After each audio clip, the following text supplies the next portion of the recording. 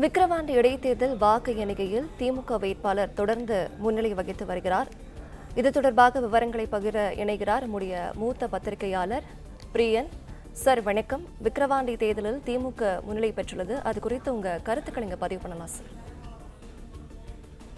இந்த இடைத்தேர்தலோட இந்த வந்து கொண்டிருக்கிற இந்த முடிவுகள் ஓட்டு எண்ணிக்கையோட அந்த நிலைப்பாடு பாத்தீங்கன்னா எதிர்பார்த்த ஒரு விஷயமா தான் இருக்கிறத நம்ம பார்க்கிறோம். மொத்தம் பதிவான ஒரு 82% ஓட்டுகள் கிட்டத்தட்ட ஒரு 1,90,000 ஓட்டுகள் பதிவாயிருக்கு.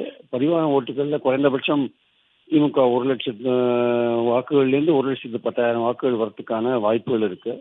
அதே சமயம் பாமக ஒரு 60,000 வாக்குகளை தொட்டாலே அது ஒரு பெரிய வெற்றியா பாமகவில் கருதப்படும் என்பது என்னுடைய கருத்து.